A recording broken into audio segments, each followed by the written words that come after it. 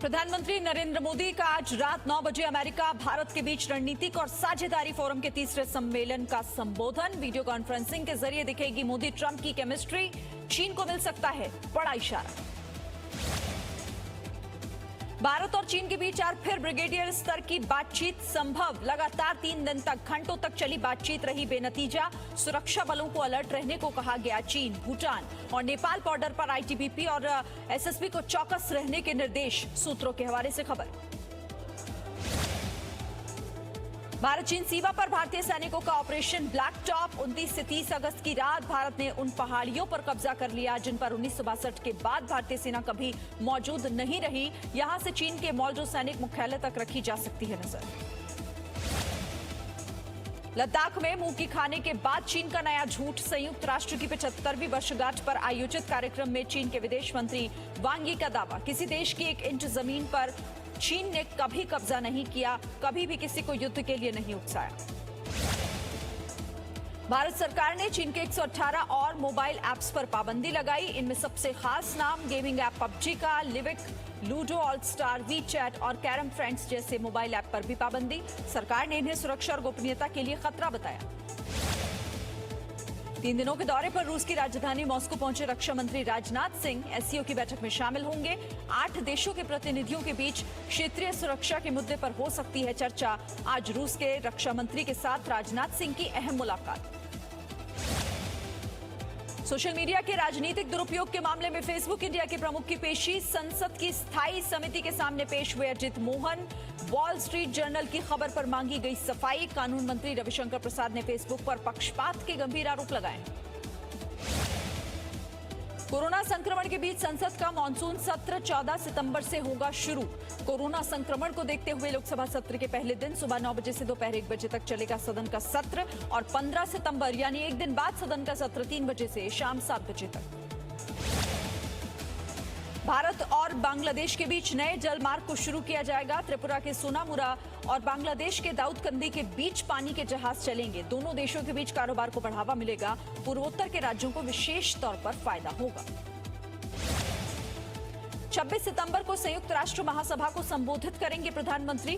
Corona काल में PM Modi का ये संबोधन वर्चुअल होगा। प्रधानमंत्री मोदी से पहले 22 सितंबर को चीन और 25 सितंबर को पाकिस्तान का संबोधन होगा। कई अहम मुद्दों पर नजर रहेगी। वित्त मंत्री निर्मला सीतारमण आज बैंकों और नॉन बैंकिंग फाइनेंशियल कंपनियों के प्रमुखों के साथ बैठक करेंगी। लोन को लेकर बड़ा फैसला हो सकता है। कर्ज के 1 टाइम रिस्ट्रक्चरिंग पर बात होने की पूरी उम्मीद। मोरेटोरियम के मुद्दे पर भी चर्चा की खबर नहीं। सुशांत सिंह राजपूत केस में सीबीआई आज रिया चक्रवर्ती के पिता इंद्रजीत और भाई शोविक चक्रवर्ती से पूछताछ कर सकती है। कल इंद्रजीत चक्रवर्ती से 10 घंटे पूछताछ हुई। सिद्धार्थ पिठानी, नीरज सिंह और केशव से भी सीबीआई ने सवाल किए। मुंबई का ड्रग पैडलर जैद गिरफ्तार। अब तक 3 ड्रग पैडलर पर शिकंजा। सुशांत सिंह राजपूत के पिता के वकील विकास सिंह ने रिया चक्रवर्ती पर गंभीर आरोप लगाए। विकास सिंह ने कहा कि 2019 तक सुशांत ठीक थे, लेकिन रिया चक्रवर्ती के उनकी जिंदगी में आने के बाद सुशांत की मानसिक स्थिति बिगड़ी। सुशांत के इलाज की बात भी छिपाई गई। दिल्ली के निजामुद्दीन मरकज में शामिल हुए विदेशी जमातियों की याचिका पर आज सुप्रीम कोर्ट में सुनवाई। विदेशी जमातियों की वतन वापसी पर सस्पेंस बरकरार। केंद्र सरकार ने बड़ी संख्या में जमातियों को ब्लैकलिस्ट कर उनका वीजा रद्द कर दिया है।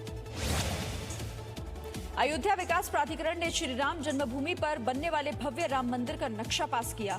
तीर्थ क्षेत्र ट्रस्ट ने प्रस्तावित राम मंदिर परिसर का नक्शा प्राधिकरण को सौंपा था। सभी संबंधित विभागों से नो ऑब्जेक्शन सर्टिफिकेट लेने के बाद कार्रवाई की गई। नई दिल्ली स्टेशन के कायाकल्प का नया प्लान तैयार। अगले 4 वर्षों में एयरपोर्ट की तर्ज पर स्टेशन को भव्य रूप दिया जाएगा। 5000 करोड़ रुपए खर्च किए जाएंगे। 5 सितारा होटल समेत कमर्शियल सेंटर भी बनेंगे। देश में कोरोना संक्रमितों का आंकड़ा 33 लाख से ज्यादा हुआ। 24 घंटे में 78,357 नए मामले सामने आए। इस दौरान 1045 मरीज संक्रमितों की मौत हो गई। देश में कोरोना से रिकवरी रेट 76.98% हुआ। अनलॉक 4 के दौरान दिल्ली में कोरोना संक्रमण के मामले तेजी से बढ़े। पिछले 24 घंटे में दिल्ली में 2509 लोग कोरोना संक्रमित हुए। 19 लोगों की मौत हो गई। 1858 लोग ठीक हुए। दिल्ली में अभी 16,502 कोरोना संक्रमितों का इलाज जारी है। यूपी के ग्रेटर नोएडा में 14 वर्ष की नाबालिग लड़की से रेप की वारदात। पीड़ित का पड़ोसी है आरोपी। मां बाप की गैर मौजूदगी में धोखे से बुलाकर दुष्कर्म का आरोप। पुलिस ने आरोपी को गिरफ्तार कर जेल भेजा। कार्रवाई जारी। उत्तर प्रदेश के आजमगढ़ में पुलिस और बदमाशों के बीच मुठभेड़ हुई। 25,000 रुपए का वांछित अपराधी राममंगल यादव गोली लगने के बाद गिरफ्तार। 9mm की पिस्टल, कारतूस और बिना नंबर प्लेट की मोटरसाइकिल बरामद की गई। आरोपी के खिलाफ 20 से ज्यादा मामले। हरियाणा के करनाल में नेशनल हाईवे पर हुआ हादसा। अनियंत्रित गाड़ी शराब की ठिकी में जा घुसी। गाड़ी में सवार 3 लोग घायल हो गए। एक की हालत गंभीर। पूरी घटना सीसीटीवी में रिकॉर्ड। उत्तर प्रदेश के बलिया में गंगा नदी का जलस्तर खतरे के निशान से ऊपर। कई गांवों में बाढ़ का पानी घुसा। स्थानीय लोगों के साथ जुटा प्रशासन। पानी को रोकने की कोशिश जारी। एनडीआरएफ की 22 सदस्यीय टीम मौके पर बुलाई गई। कई गांवों के लोग परेशान हुए। यूपी के आगरा में सेक्स रैकेट चलाने वाले गैंग का मुख्य आरोपी आकाश वर्मा गिरफ्तार। पुलिस के मुताबिक कई शहरों में फैला था नेटवर्क। कई देशों की करेंसी जब्त की गई। 4 मोबाइल फोन से देह व्यापार के सबूत मिले हैं। आकाश के साथियों की तलाश में पुलिस कार्रवाई कर रही है। उत्तर प्रदेश के संभल में सिंथेटिक दूध बनाने वाली फैक्ट्री का पर्दाफाश। सैकड़ों लीटर नकली दूध बरामद किया गया। पुलिस ने मौके से एक आरोपी को गिरफ्तार किया है। दूसरा आरोपी फरार हुआ। नकली दूध बनाने का सामान मिला। मैक्सिको में एक अज्ञात हमलावर ने अंधाधुंध गोलियां चलाई। कम से कम 8 लोगों की मौत हो गई। 13 लोग बुरी तरीके से घायल हुए। जानकारी के मुताबिक अभी तक किसी की गिरफ्तारी नहीं। मामले की जांच में जुटी पुलिस।